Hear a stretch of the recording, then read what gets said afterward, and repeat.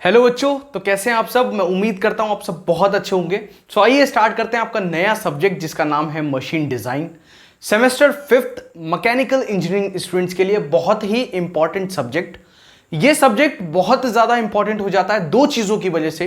पहला, आपको semester clear करवाता है। दूसरा, आपको करियर में बहुत हेल्प करता है। तो दोनों ही आपके लिए बहुत ज्यादा इंपॉर्टेंट है। ये सब्जेक्ट बहुत ज्यादा जरूरी हो जाता है जब आप फील्ड में काम करते हैं। तो मशीन डिजाइन आपकी बहुत हेल्प करता है, बहुत ज्यादा हेल्प करता है जब आप as a design engineer work करते हैं या आप किसी भी प्रोडक्शन वाली कंपनी में काम करते हैं। अब देखो, हमने क्या करना है, हमने चैप्टर 1 स्टार्ट करना है। चैप्टर 1 का नाम क्या है? इंट्रोडक्शन, यानी कि परिचय। ठीक है, पूरा परिचय पढ़ने वाले हैं किसका? मशीन डिजाइन का। बहुत ही आसान तरीके से पढ़ेंगे। जितना कोशिश करूंगा, जितना आसान तरीके से पढ़ा सकता हूं उतना आसान तरीके से आपको पढ़ाऊंगा। बस सारे लेक्चर्स लगातार देखते जाना, रेगुलरली अटेंड करते जाना। अब देखो, इसको मैंने 3 हिस्सों में बांटा है। चैप्टर 1 को 3 हिस्सों में बांटा है, पार्ट 1, पार्ट 2, पार्ट 3। जो हमारा पार्ट 1 है इसको मैं लेक्चर 1 में कवर कर दूंगा आपके। ठीक है, यानी कि इसी लेक्चर में। पार्ट 2 आपका सेकेंड लेक्चर में, और पार्ट 3 आपका तीसरे लेक्चर में। तो 3 लेक्चर में हम चैप्टर 1 को फिनिश करेंगे बहुत ही आसान तरीके से। ठीक है, अभी समझना। अब सबसे पहले हम पढ़ने वाले क्या हैं? हम पढ़ने वाले हैं डिजाइन के बारे में। ठीक है, डिजाइन के बारे में पढ़ने वाले हैं। डिजाइन क्या होता है? अभिकल्पन के बारे में। ठीक है, उसकी डेफिनेशन। तो सबसे पहले जब हम डिजाइन के बारे में पढ़ रहे हैं जिस पार्ट के अंदर, तो डिजाइन की कंप्लीट कंसेप्ट हमें पढ़ना है। ये समझ लीजिए, जो एक डिजाइन वर्ड है इसका कंप्लीट कंसेप्ट हमें पढ़ना है। अब जो कंप्लीट कंसेप्ट हम पढ़ते हैं, एक कॉपी, एक पेन लिखते रहिएगा उससे। ऑल्दो ये नोट्स सब आपको टेलीग्राम पर मिल जाएंगे, लेकिन फिर भी अपने वर्ड्स में हमेशा लिखो। आपके रिवीजन के बहुत काम आती है वो चीज, तो जरूर लिखो उस चीज को। अब देखो, सबसे पहले मुझे पढ़ना क्या है इसमें? कंप्लीट कंसेप्ट में मुझे इसकी डेफिनेशन पढ़नी है, यानी कि इसकी परिभाषा पढ़नी है। ठीक है, परिभाषा। उसके बाद टाइप्स ऑफ डिजाइन, अभिकल्पन कितने प्रकार के होते हैं। ठीक है, तीसरा, नेसेसिटी ऑफ डिजाइन, अभिकल्पन की आवश्यकता क्या है, क्या जरूरत है हमें डिजाइन करने की किसी चीज को, क्यों डिजाइन करें, क्या हम बिना डिजाइन के किसी प्रोडक्ट को नहीं बना सकते? सर, क्यों ऐसा नहीं कर सकते कि हम डायरेक्ट किसी प्रोडक्ट को बना दें जो डिजाइन ही उसको हम कर रहे हैं? तो ऐसी कौन सी चीजें हैं जो हमें जरूरी बनाती हैं डिजाइन करने को? वो सारी चीजें हम किस में पढ़ेंगे? थर्ड पॉइंट में पढ़ेंगे। फिर आता है fourth point, comparison of design work and undesigned work, यानी कि एक डिजाइन किए गए हुए काम में, यानी कि प्लान्ड काम वर्क में, और एक अनप्लान्ड काम में, यानी कि बिना डिजाइन किए हुए काम में क्या फर्क है? एक अभिकल्पित कार्य और एक गैर अभिकल्पित कार्य में क्या फर्क होता है? वो सारी चीजें हम किस में पढ़ेंगे? आपके फोर्थ पॉइंट में पढ़ेंगे। ठीक है, फिर मैं स्टार्ट करूंगा सेकेंड लेक्चर से आपका पार्ट नंबर 2। पार्ट नंबर 2 में हम क्या पढ़ेंगे? डिजाइन प्रोसीजर पढ़ेंगे, यानी कि डिजाइन प्रक्रिया। ठीक है, उसके बाद characteristics of a good designer, एक अच्छे डिजाइनर के क्या लक्षण हैं? जो एक डिजाइनर है उसके अंदर कौन कौन सी क्वालिटीज होनी चाहिए। ठीक है, एक अच्छा डिजाइनर बनने के लिए हमें क्या क्या सीखना चाहिए, वो सारी चीजें हम क्या किस में पढ़ेंगे? Characteristics of a good designer में पढ़ेंगे, यानी कि एक अच्छे डिजाइनर के लक्षण वाले टॉपिक में वो सारी ही चीजें हम पढ़ेंगे। नेक्स्ट आता है डिजाइन टर्मिनोलॉजी, यानी कि डिजाइन शब्दावली। ठीक है, फैक्टर ऑफ सेफ्टी, सुरक्षा के कारक, इसको सुरक्षा गुणांक भी बोला जाता है। ठीक है, स्ट्रेस कॉन्सेंट्रेशन, यानी कि तनाव एकाग्रता, फटीग श्रांत, और एंडुरेंस लिमिट, किसी भी प्रोडक्ट की सहन सीमा, वो कितना सहन कर सकता है। और आपको एक चीज पता है, अभी बहुत ही दिलचस्प चीजें मैं आपको इसमें बताने वाला हूं जो बहुत ही ज्यादा इंटरेस्टिंग है। ये सब चीजें अब हम खुद से नहीं कर रहे हैं, किसकी मदद से कर रहे हैं भी सब समझेंगे। अब आता है थर्ड पॉइंट। जो थर्ड पार्ट है हमारा वो है जनरल डिजाइन कंसंट्रेशन, यानी कि सामान्य डिजाइन विचार। उसके बाद कोड्स एंड स्टैंडर्ड, कोड एवं मानक, सिलेक्शन ऑफ मटेरियल, पदार्थों का चयन। अब ये जो टॉपिक है पदार्थों का चयन, इसमें पढ़ना क्या है? इसमें यह पढ़ना है कि सपोज मैंने एक मार्कर बनाया, सिंपल सा। ये मार्कर मैं किस मटेरियल का बनाऊं? मैं इसको प्लास्टिक का ही क्यों बनाऊं? क्या मैं इसमें स्टील इस्तेमाल नहीं कर सकता? क्या मैं इसको लोहे का नहीं बना दूं? क्या मैं इसको एल्यूमिनियम का नहीं बना दूं, किसी मेटल का बना दूं? क्यों मैं इसमें प्लास्टिक ही इस्तेमाल करूं? ये सारी ही चीजें हम किस में पढ़ते हैं? सिलेक्शन ऑफ मटेरियल वाले टॉपिक में पढ़ते हैं। नेक्स्ट आता है एर्गोनॉमिक्स और एस्थेटिक कंसिडरेशन इन डिजाइन, यानी कि डिजाइन में श्रम दक्षता और सौंदर्य संबंधी विचार। तो भाई कोई चीज आपने बनाई, उसका सुंदर दिखना भी तो जरूरी है ना। आपने कोई कार डिजाइन की तो कार का अच्छा दिखना भी तो जरूरी है ना भाई। इस टाइम 800 कोई नहीं खरीदने वाला है ना, सबको बहुत लग्जरी मॉडल चाहिए, सबको फीचर्स बहुत सारे चाहिए। तो क्या है कि हमें चीज को क्या है, उसकी एस्थेटिक कंसिडरेशन पे भी काम करना है साथ साथ, ठीक है। अब देखिए नेक्स्ट, अब यहां पे गाड़ी का जिक्र आया तो गाड़ी बना दी, ठीक है ना। अब गाड़ी जब बनाई, अब ये जो कार आपको दिख रही है, आपको क्या लगता है इसको एक इंसान ने डिजाइन किया होगा? नो, इसको बहुत सारे डिजाइन जो है लोग डिजाइन करते हैं, बहुत सारे इंजीनियर्स डिजाइन करते हैं एक गाड़ी को। कोई डिजाइनर इसके पहिए डिजाइन करेगा, कोई रिम डिजाइन करेगा, कोई इसकी बॉडी डिजाइन करेगा, कोई इसके शीशे डिजाइन करेगा, कोई बॉनेट, कोई डिग्गी, कोई इसकी बॉडी, चेसी, ठीक है। उसके बाद बात करते हैं गाड़ी के अंदर वाले पार्ट्स की, जिसमें आ जाता है सबसे मेन चीज उसका इंजन।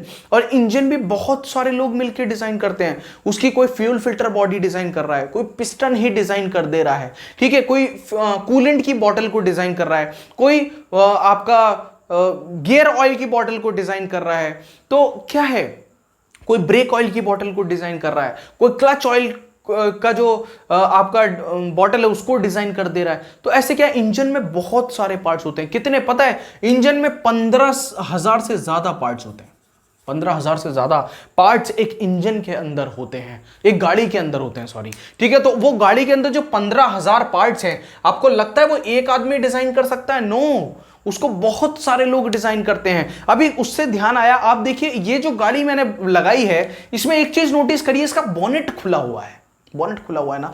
अब ये देखो, ये जो चीज है, ये आप देखिए, इस पे एक निशान बना हुआ है, क्या कि इस पे बोनेट खुल रहा है। आप, मैं उम्मीद करता हूं आपको नजर आ रहा होगा।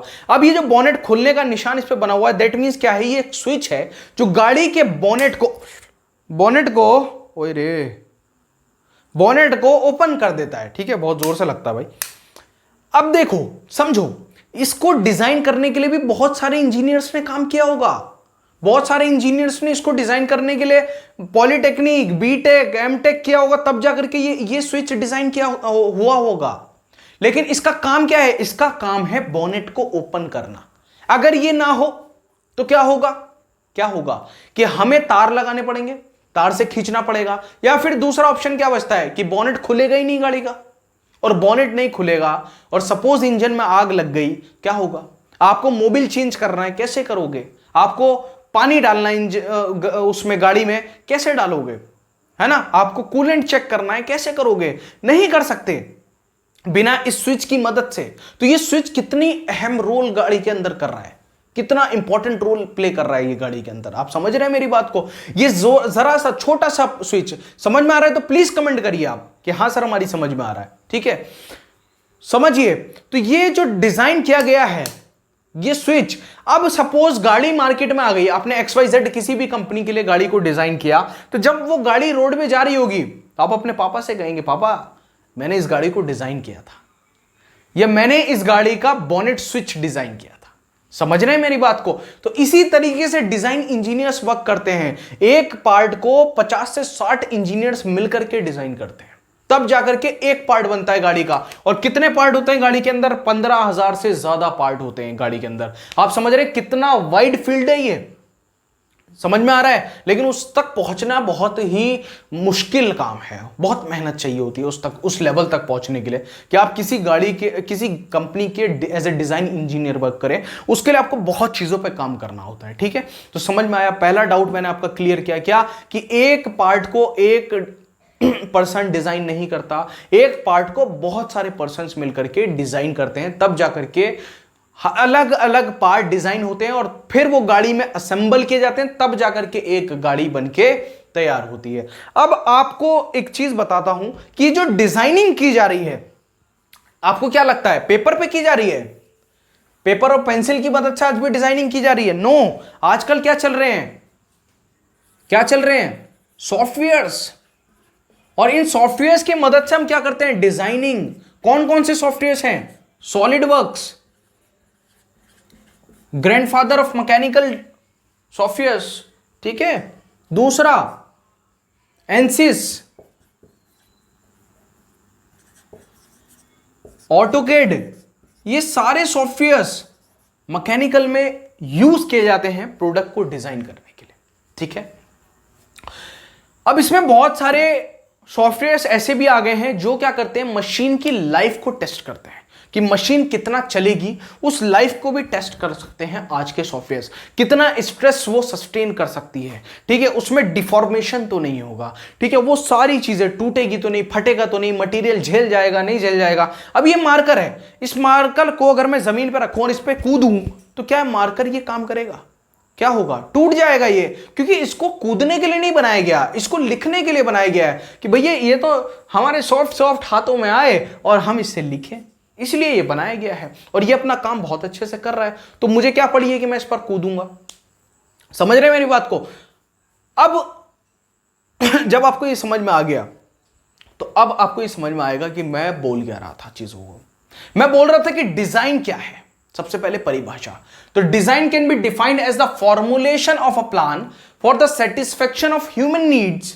It means to create something new और arrange existing things in a new order to satisfy a recognised need of society. क्या बोल रहा है कि डिजाइन क्या है? फॉर्मुलेशन ऑफ प्लान है। फॉर्मुलेशन ऑफ प्लान है यानी कि आप सपोज मैं इस कमरे के अंदर हूं, रूम के अंदर हूं और मैं आपको पढ़ा रहा हूं, तो मेरा मेन मोटो क्या है? आपको पढ़ाना। तो मैंने क्या किया, यहां पे एक डिस्प्ले लगाई, इधर व्हाइट बोर्ड लगाया, सामने मोबाइल रखा। समझ रहे हैं? अब इधर क्या है, चीजें मेरे साथ लगी हुई है, लाइटिंग लगी हुई है, वो सारी चीजें, तभी मैं आपको पढ़ा पा रहा हूं। अगर मैं क्या करूं, इस डिस्प्ले को पीछे लगा दूं, इस बोर्ड को छत पर लगा दूं, इस कैमरे को जमीन पर रख दूं, तो क्या आप पढ़ पाएंगे? नहीं पढ़ पाएंगे। और मैं लेट जाता हूं तो क्या होगा? अगर मैं बोल भी रहा हूंगा तो आपको कोई चीज पल्ले नहीं पड़ने वाली, आपको समझ में नहीं आएगी कोई भी चीज। क्यों? क्योंकि मैंने जो चीजों को प्लान करना था वो गलत तरीके से प्लान किया, तो चीजें क्या हो गई? सिस्टमेटिक ऑर्डर से बाहर हो गई और मैं किसी भी चीज को प्रॉपर वे में नहीं कर पाऊंगा। तो डिजाइन करने का मतलब क्या होता है? चीजों को सिस्टमेटिक ऑर्डर में लगा देना। सिस्टमेटिक ऑर्डर में लगा देना, उसको हम डिजाइन बोलते हैं कि एक शीट हमने ली, उस पर हमने क्या किया? सारी चीजों को सिस्टमेटिक ऑर्डर में लगा दिया, तो हमने क्या बना दिया? एक डिजाइन बना दिया। हमने क्या किया? सिस्टमेटिक ऑर्डर में लगा दिया ना एक चीज को।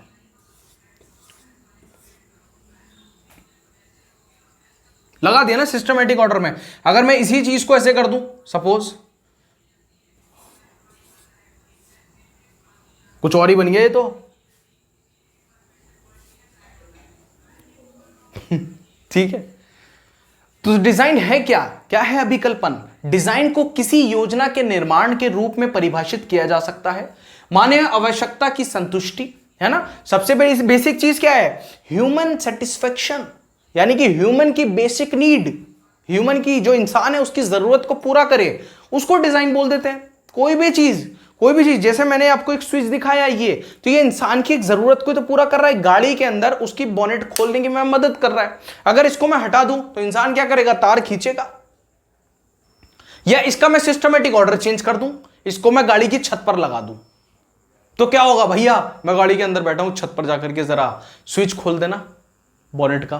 भैया ये स्विच है, आपके घर का पानी की टंकी नहीं है जिसको आप छत पर रख देंगे। समझ में आ रहा है? तो क्या है? इसका एक प्लान है, एक इसका प्लान बना हुआ है कि भैया इसको वहीं फिट करना है। समझ में आया? अब देखिए, इसका अर्थ है कि कुछ नया बनाना या मौजूदा व्यवस्थित करना। अब देखो क्या बोल रहा है? ये बोल रहा है कि जो चीजें पहले से उपलब्ध हैं या तो उनको और अच्छे तरीके से अरेंज कर दो या फिर कुछ नया बना दो। अब जब ये नया वर्ड आता है कि कुछ नया बना दो, तो अब मार्केट में एक बहुत ही ट्रेंडिंग में वर्ड चल रहा है। ट्रेंडिंग वर्ड यूज करते हैं ना आजकल, ट्रेंडिंग में वर्ड चल रहा है, उसको क्या बोलते हैं? इनोवेशन। क्या बोलते हैं? इनोवेशन। कि कुछ इनोवेशन करो, मतलब क्या है? कुछ नया बनाओ। इनोवेटिव मतलब कि वो चीज एग्जिस्ट ही नहीं करती, आपने कुछ नया बना दिया। समझ में आ रहा है? आपने कुछ नया बना दिया, वो क्या हो गया? इनोवेशन। ठीक है। टीचर्स बोलते हैं ना, आपके टीचर्स से भी सुना होगा कि भाई कोई इनोवेटिव आइडिया ले आओ। अभी बहुत सुनेंगे ये वर्ड आप, क्योंकि फाइनल ईयर में आ गए आप। जब आप प्रोजेक्ट बनाएंगे तो तब आपके टीचर करेंगे कि किसी मशीन में कोई इनोवेशन करो, किसी फील्ड में कोई इनोवेशन करो, जाओ वो बना के लाओ, उसको पास करेंगे, प्रोजेक्ट में बहुत परेशानी होती है फिर, है ना।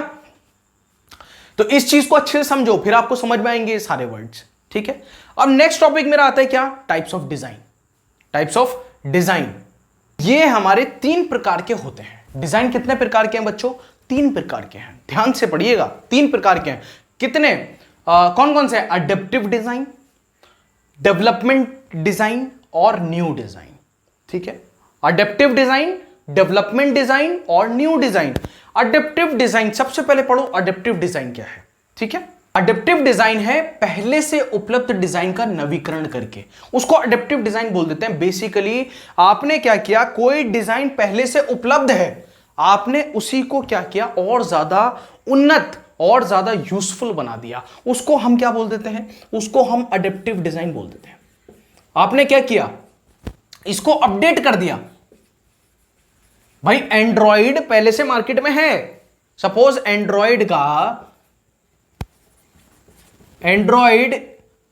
9 है हमारे पास, सपोज आपने उसको अपडेट किया, अब हमारे पास एंड्रॉइड हो गया 10। तो क्या आ गया, उसका बेहतर वर्जन आ गया। इसको क्या बोलते हैं, इसको बोलते हैं अडेप्टिव डिजाइन, जो पहले से उपलब्ध है, ठीक है। अब इसके लिए हमें ज्यादा टेक्निकल नॉलेज की जरूरत नहीं पड़ती, ज्यादा क्रिएटिव होना बहुत जरूरी नहीं है, क्योंकि क्या है, पहले से उपलब्ध है ना, उस चीज को और ज्यादा बस थोड़ा सा अपडेट करना है। आपने जहां थोड़ा सा अपडेट किया, काम हो गया। अगर आपने 2% भी उस चीज को इंप्रूव कर दिया ना, तो आपका नाम दर्ज हो जाता है एज ए डिजाइन इंजीनियर।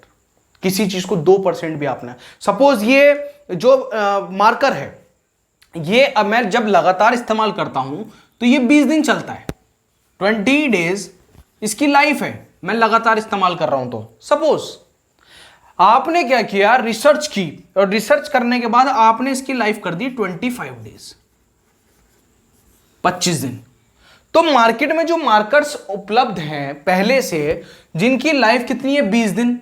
अब ग्राहक जो आएगा वो 20 दिन वाले मार्कर को खरीदेगा कि 25 दिन वाले को खरीदेगा, भाई 25 दिन वाले को खरीदेगा ना, ऑब्वियस है। तो ये कौन सा डिजाइन है, ये है अडेप्टिव डिजाइन। आपने क्या किया, सिर्फ 5 दिन बढ़ा दिया आपने, और कुछ नहीं किया। आपने इस कंपनी के लिए काम किया और इस कंपनी के जो मार्कर है उसकी जिंदगी 5 दिन बढ़ा दी, आपका नाम दर्ज हो गया एज ए डिजाइन इंजीनियर। समझ में आ रहा है। नेक्स्ट आता है डेवलपमेंट डिजाइन, विकास डिजाइन जिसको बोलते हैं, ठीक है। अब ये डेवलपमेंट डिजाइन क्या है, इसका आइडिया पहले से उपलब्ध है, आप उस पर काम करते हैं, लेकिन जो फाइनल रिजल्ट आता है वो एकदम अलग होता है। आइडिया पहले से है, आप उस पर काम कर रहे हैं, ठीक है, आपने डिजाइन बनाया, तो आपने नई चीज का क्या किया, उसका डेवलपमेंट किया, आपने उस चीज को बनाया, उसका विकास किया।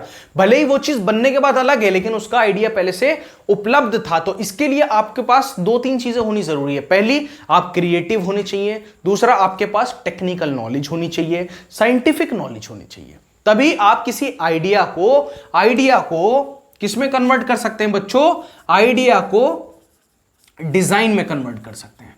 और जब डिजाइन बन जाता है ना, उसके बाद प्रोडक्ट बनने में समय नहीं लगता, फिर डिजाइन तक की जो प्रक्रिया है वो बड़ी टाइम टेकन है, ठीक है। नेक्स्ट आता है न्यू डिजाइन, नया डिजाइन एकदम। अब न्यू डिजाइन क्या है, न्यू डिजाइन वो है आपने जो है एकदम इनोवेशन कर दिया, कोई वो डिजाइन उपलब्ध ही नहीं था, आपने कुछ नए बना दिया, उसका कोई सुराग नहीं था, उसको क्या बोलते हैं, न्यू डिजाइन। इसमें क्या है, इसके लिए आपको बेसिकली बहुत ज्यादा क्रिएटिव, बहुत ज्यादा टेक्निकल नॉलेज आपके पास होनी चाहिए, है ना। जो आजकल के डिजाइन है ना, वो बहुत इनोवेटिव है। आजकल कंपनीज इनोवेशन पे बहुत वर्क कर रही है, ठीक है। समझ में आया, न्यू डिजाइन। तो 3 प्रकार के डिजाइन हमारे होते हैं, एक एडेप्टिव डिजाइन, डेवलपमेंट डिजाइन और न्यू डिजाइन, ठीक है। एडेप्टिव डिजाइन जो पहले से उपलब्ध है उसका नवीकरण किया, उसको अपडेट किया। डेवलपमेंट डिजाइन यानी कि विकास डिजाइन, ठीक है। न्यू डिजाइन यानी कि एकदम नया डिजाइन। तो तीनों प्रकार याद रखेंगे, एग्जाम में पूछा जाता है। अब आता है on the basis of methods. तो जब हम मेथड्स की बात करते हैं तो मेथड्स के प्रकार पे ये 7 प्रकार के होते हैं। मेथड की बात अगर करें तो मेथड के बेसिस पे कितने प्रकार के हैं बच्चों, 7 प्रकार के। पहला होता है रेशनल डिजाइन यानी कि तर्क संगत डिजाइन। दूसरा इंपीरिकल डिजाइन यानी कि अनुभवजन्य डिजाइन। तीसरा ऑप्टिमम डिजाइन यानी कि इष्टतम डिजाइन। फिर इंडस्ट्रियल डिजाइन, औद्योगिक डिजाइन। अभिकल्पन भी लगा सकते हैं आप। इसके बाद औद्योगिक अभिकल्पन, इष्टतम अभिकल्पन, सिस्टम डिजाइन प्रणाली की रूपरेखा, है ना, एलिमेंट डिजाइन, तत्व डिजाइन, तत्व अभिकल्पन भी बोल सकते हैं, computer aided design, computer aided design basically computer की सहायता से। अभी समझो रेशनल डिजाइन, सबसे पहले समझेंगे रेशनल डिजाइन, ठीक है। तो रेशनल डिजाइन क्या है बेसिकली बच्चों, ये एक तरह का सॉफ्टवेयर डिजाइन है जिसको आप सॉफ्टवेयर की मदद से डिजाइन कर रहे हैं, ठीक है। बेसिकली क्या है, सॉफ्टवेयर डिजाइन है, सॉफ्टवेयर की सहायता से जो डिजाइन किया जा रहा है वो क्या है, एक तरह के रेशनल डिजाइन है, ठीक है। जो किस पे आपके ये किसके ऊपर जो है डिपेंड होते हैं, ये फॉर्मूला, ठीक है। कौन से फॉर्मूला, मैकेनिक्स के, ठीक है। जो प्रिंसिपल ऑफ मैकेनिक्स, जो उनके जो प्रिंसिपल ऑफ मैकेनिक्स के जो फॉर्मूलाज हैं उसके बेसिस पे, उसकी मदद से जो डिजाइन बनाए जाते हैं वो कौन से डिजाइन होते हैं, वो रेशनल डिजाइन होते हैं, यानी कि तर्कसंगत डिजाइन होते हैं, ठीक है। अब जब हम बात करते हैं इंपीरिकल डिजाइन की, ठीक है, अनुभव जन्य डिजाइन, यानी कि स्ट्रक्चरल डिजाइन ऑफ बिल्डिंग्स, ठीक है। किसी चीज को किस तरीके से बनाना है, कितना बड़ा उसका साइज होना चाहिए, है ना, कितनी छोटी होनी चाहिए, कितना मोटा होना चाहिए, ठीक है, कितना पतला होना चाहिए, ठीक है, कितना लंबा होना चाहिए, तो वो सारी ही चीजें किस में करते हैं, हम इंपीरिकल डिजाइंस में करते हैं, ठीक है। सपोज हम किसी एक कंपोनेंट्स को मेजर करके दूसरे कंपोनेंट की वैल्यू को पता कर लें तो उन्हें रेशनल और इंपीरिकल डिजाइन भी बोलते हैं, ठीक है। मैंने क्या किया, मैंने एक डिजाइन बना लिया, सपोज एक कोई भी पार्ट है,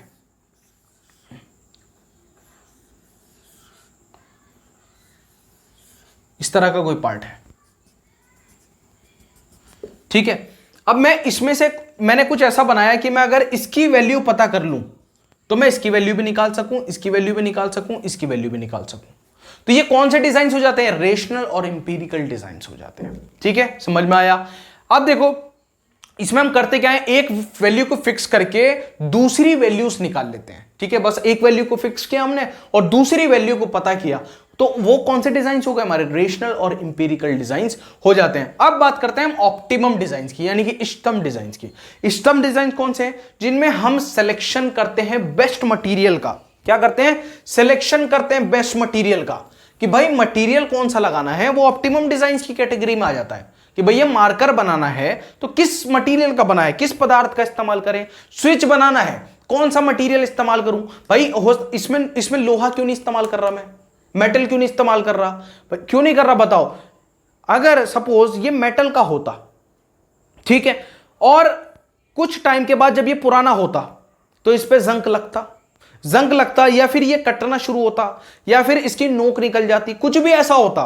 और सपोज जो ड्राइवर है रात के समय में बोनट उसको ओपन करना पड़ जाता, तो ये तो जब वो यहां पे उंगली डाल के इसको ओपन करता, ठीक है, तो क्या होता, ये हाथ में हार्म कर सकता था, उसकी उंगली को जो है वो इंजर्ड कर सकता था, उसकी उंगली को फाड़ सकता था, ठीक है। तो उससे क्या होता कि एक आदमी जो होता उसको क्या बोलते हैं, ये घायल हो जाता, ठीक है, घायल हो जाता। तो किसी को घायल नहीं करना भाई, इस तरीके के डिजाइन करने कि कोई घायल ना हो, ठीक है, किसी का दिल ना टूटे, इस तरीके से डिजाइन करो। अब देखो इंडस्ट्रियल डिजाइन, औद्योगिक डिजाइन। अब जब हम औद्योगिक डिजाइन की बात करते हैं तो बेसिकली जो डिजाइन आप कर रहे हैं किसके लिए कर रहे हैं, मास प्रोडक्शन के लिए डिजाइन कर रहे हैं।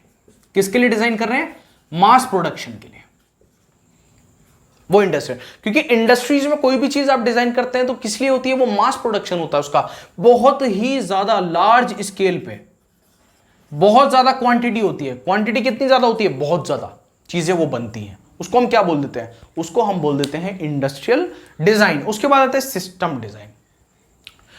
जो पावर सोर्सेस हैं, जो हमारे फंक्शनल मैकेनिज्म हैं, जो कुछ कार्य कर रहा है, उसको डिजाइन करने के लिए किस कैटेगरी में रखते हैं, सिस्टम डिजाइन की कैटेगरी में रखते हैं। एलिमेंट डिजाइन यानी कि किसी कंपोनेंट को डिजाइन करना, वो एलिमेंट डिजाइन की कैटेगरी में आता है। जैसे कि ये स्विच किस कैटेगरी में है, एलिमेंट डिजाइन की कैटेगरी में है, ठीक है। उसके बाद आता है कैड यानी कि कंप्यूटर एडेड डिजाइन। कंप्यूटर की सहायता से डिजाइनिंग करने को हम कैड बोल देते हैं, ठीक है, जिसमें कंप्यूटर की सहायता से मतलब सॉफ्टवेयर्स जैसे ऑटोकेड, सॉलिडवर्क्स, एनसिस, केटिया, ये सारे सॉफ्टवेयर्स हम इस्तेमाल कर रहे हैं किसमें? कैड में। ठीक है, नेक्स्ट देखते हैं अब नेसेसिटी की बात करते हैं।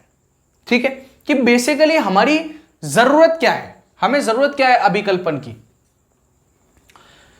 क्यों हम किसी चीज को प्लान करें, तो उसका लिए क्या है, कुछ रीजंस है। अभिकल्पन प्रक्रियाओं की आवश्यकता बनन का, ये कुछ गड़बड़ हो गई इसमें। ठीक है, उनकी क्या जरूरत होती है बेसिकली, वो सारी चीजें, वो सारे पॉइंट्स ही 7 के 7 पॉइंट्स हैं। ठीक है, पहला पॉइंट है रिकॉग्निशन ऑफ प्रॉब्लम, यानी कि समस्याओं की पहचान। सबसे पहला पॉइंट है समस्याओं की पहचान करना। ठीक है, दूसरा यूज ऑफ नॉलेज। अभी इसको एक डायग्राम की हेल्प से पूरा समझेंगे। नॉलेज का यानी कि ज्ञान का उपयोग करना। तीसरा इजी टू यूज, उपयोग में आसान बनाना। भाई कोई भी चीज आप बनाए तो उसको इस तरीके से बनाए कि उसको कोई भी इंसान इस्तेमाल कर ले। आप उसको अपने लिए नहीं बना रहे, आप उसको लोगों के लिए बना रहे, तो हर इंसान उसको इस्तेमाल कर सके, इस तरीके से क्या करते हैं, उसको डिजाइन करते हैं। तो उसको बोलते हैं इजी टू यूज, यानी कि उपयोग में आसान। स्टैंडर्डाइजेशन यानी कि मानकीकरण, उसको जो मेजर करना है उसके, अगर सपोज आप कोई मेजरिंग डिवाइस को डिजाइन कर रहे हैं तो वो एक्यूरेटली डिजाइन करे।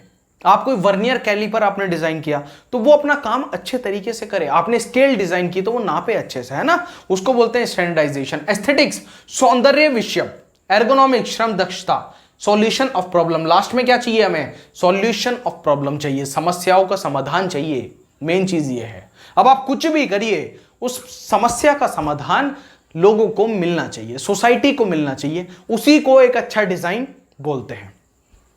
ठीक है, अब इसको एक डायग्राम की मदद से समझेंगे और फिर हम आगे बढ़ेंगे कंपैरिजन के बारे में।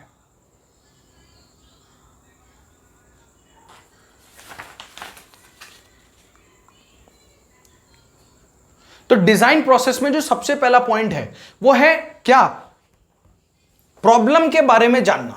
ठीक है, नो रिकॉग्निशन ऑफ प्रॉब्लम, यानी कि नो अबाउट प्रॉब्लम। तो इसको लिखते जाओ मेरे साथ साथ, एक डायग्राम बना लो इस टाइप का, नोन अबाउट प्रॉब्लम। ठीक है, बेसिकली जरूरत क्या है उस चीज की, हिंदी वाले बच्चे लिखते चलना बेटा साथ साथ। ठीक है, नीड क्या है उस चीज की, जरूरत क्या है उस चीज की। उसके बाद क्या करना है, हमें यूज ऑफ नॉलेज करना है।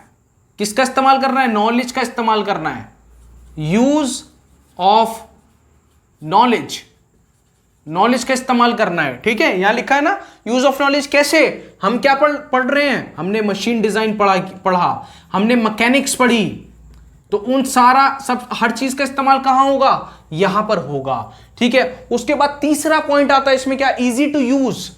इजी टू यूज बनाना है उसको, इज टू यूज यानी कि इस्तेमाल करने में आसान। यानी कि क्या करेंगे हम, एनालिसिस ऑफ फोर्सेस करेंगे इसमें।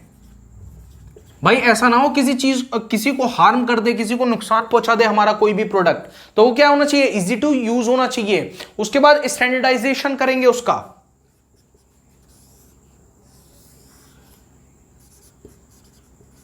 स्टैंडर्डाइजेशन क्या, इसका क्या मतलब होता है, साइज वगैरह तय करेंगे उसका, कितना बड़ा होना चाहिए, कितना छोटा होना चाहिए। ठीक है, और उसको मेजरमेंट बाय प्रॉपर थिंग्स, उसको मेजर करेंगे प्रॉपर थिंग्स से। ठीक है, प्रॉपर चीजों से। दूसरा एस्थेटिक्स, उसके बाद क्या आता है,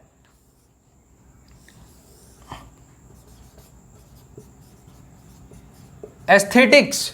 ठीक है, नेक्स्ट आता है एर्गोनॉमिक्स, उसके बाद क्या आता है, एर्गोनॉमिक्स, एर्गोनॉमिक्स। ठीक है, और एर्गोनॉमिक्स के बाद क्या आता है, सॉल्यूशन ऑफ प्रॉब्लम। यहां लिख रहा हूं मैं, इसको काट रहा हूं। एर्गोनॉमिक्स के बाद लिखना ऊपर नीचे, आप नीचे लिखते चलना, solution of problem, solution of problem. ठीक है, समस्या का समाधान। और उसके बाद शुरू होता है उत्पादन, यानी कि प्रोडक्शन। समझ में आ रहा है बेटा, ये है लास्ट पॉइंट। तो ये पूरा टेबल अच्छे से बना लेना, डिजाइन प्रोसीजर इसी को बोलते हैं, और अच्छे से समझेंगे इसको एक डायग्राम की मदद से नेक्स्ट लेक्चर में। ठीक है, समझ में आया क्या कर रहे हैं हम? सबसे पहले हमने प्रॉब्लम के बारे में जाना, उसके बाद अपनी नॉलेज का इस्तेमाल किया, उसके बाद उसको इस्तेमाल करने में आसान बनाया, फिर हमने उसका स्टैंडर्डाइजेशन किया यानी कि उसका साइज वगैरह तय किया, फिर हमने उसका क्या किया, एस्थेटिक्स पे काम किया, उसकी फिर एर्गोनॉमिक्स पे काम किया, फिर उसके सॉल्यूशन, प्रॉब्लम का सॉल्यूशन हमें मिल गया और प्रोडक्शन को शुरू कर दिया यानी कि उत्पादन हमने शुरू कर दिया। नेक्स्ट आ जाता है कंपैरिजन। अब ये लास्ट टॉपिक है इस पार्ट का, क्या? Comparison of design and design work. अब डिजाइन किए गए और बिना डिजाइन किए गए कार्य की तुलना हम यहां पर कर रहे हैं आसान तरीके से। तो देखो, एक जो डिजाइन वर्क है उसमें जो प्रॉब्लम है वो क्लियरली डिफाइंड है यानी कि समस्या स्पष्ट रूप से परिभाषित है कि हमें समस्या है क्या। लेकिन जो आपका अनडिजाइन वर्क है उसमें प्रॉब्लम जो है वो डिफाइंड नहीं है क्लियरली, समस्या स्पष्ट रूप से परिभाषित नहीं है। ठीक है, नेक्स्ट आता है knowledge and skills are needed. ज्ञान और कौशल की आवश्यकता है। ठीक, लेकिन जो अनडिजाइन वर्क है उसमें ना तो ज्ञान चाहिए ना नॉलेज चाहिए। भाई कोई डिजाइन कर ही नहीं रहे आप, तो ना नॉलेज ना डिजाइन, बस किए जा रहे हैं कुछ भी। Satisfaction level is high. जो डिजाइन वर्क होता है उसमें जो संतुष्टि का स्तर होता है वो क्या होता है, ऊंचा होता है, बहुत, है ना, बहुत उच्चतम होता है, काफी ज्यादा सेटिस्फेक्शन होता है। लेकिन जो आपका अनडिजाइन वर्क है उसमें संतुष्टि का स्तर क्या होगा, बहुत ही कम होगा, हो सकता है ना भी हो, एकदम जीरो भी हो सकता है। ठीक है, कुछ और पॉइंट्स यहां पर मैंने आपके डाल दिए हैं जो आप पढ़ सकते हैं। डिजाइन वर्क क्या होता है, कॉस्ट को कंट्रोल करता है। भाई आप क्या करेंगे, कॉस्ट को कंट्रोल कर सकते हैं, कॉस्ट को कम कर सकते हैं। अगर ये चीज जो है दिखाई नहीं दे रहा है कोई दिक्कत नहीं है, आपको मैं पीपीटी भेज दूंगा, इसकी पीडीएफ भेज दूंगा, टेलीग्राम से आप डाउनलोड कर सकते हैं, लिंक डिस्क्रिप्शन में है, तो वहां से भी आपको अच्छे से समझ में आएगा। ठीक है, क्वालिटी को कंट्रोल करता है डिजाइन वर्क, प्रोडक्शन में गुड अपीयरेंस देता है, कभी कभी कॉस्टली भी हो जाता है लेकिन आउटपुट ज्यादा होता है, ज्यादा एफिशिएंट होता है, ज्यादा रिलायबल होता है। ठीक है, प्रोडक्ट की जो स्ट्रेंथ होती है वो अच्छी होती है। ठीक है, ड्यूरेबल अच्छा होता है। रिसर्च डेवलपमेंट वर्क इसका आसान हो जाता है। इस पे भाई कोई चीज है आपने बनाई हुई है, वो डिजाइन की गई है, तो उसका सारा डॉक्यूमेंटेशन होगा, तो उस पर रिसर्च करना भी आसान हो जाता है। अनडिजाइंड एकदम उल्टा होता है, कॉस्ट पे कोई कंट्रोल नहीं, सस्ता हो सकता है, आउटपुट बहुत कम, एफिशिएंसी बहुत कम, रिलायबल बहुत कम, स्ट्रेंथ प्रोडक्ट की बहुत कम। ठीक है, आप उस पर कोई रिसर्च नहीं कर सकते, क्वालिटी उसकी एकदम पुअर, तो वो क्या एकदम जस्ट उल्टा हो गया। तो ये भी एग्जाम में आपसे पूछ लिया जाता है, बहुत ही इंपॉर्टेंट है, अच्छे से इसको पढ़ के जाना बच्चों। तो अभी तक प्लीज चैनल को सब्सक्राइब नहीं किया है तो कर लीजिए। ठीक है, यहां पर आप कंप्लीट सब्जेक्ट्स अपने पढ़ेंगे, मैकेनिकल के आगे सीएनसी पढ़ेंगे, मेट्रोलॉजी एंड मेजरिंग इंस्ट्रूमेंट पढ़ेंगे। ठीक है, तो प्लीज सब्सक्राइब कर लीजिए। इसकी जो पीपीटी है वो आपको एम्पॉली के टेलीग्राम चैनल से मिल जाएगी, वहां पर भी आप जाकर के ज्वाइन कर सकते हैं अगर आपको इसकी पीडीएफ चाहिए। और आप हमें इंस्टाग्राम पर भी फॉलो कर सकते हैं, वहां पर हम थोड़ी बातचीत कर लिया करेंगे। ठीक है, मतलब कोई भी डाउट आपको है तो आप पूछ सकते हैं। तो बच्चों मिलते हैं अपने नेक्स्ट लेक्चर में, तब तक के लिए सी यू, बाय बाय।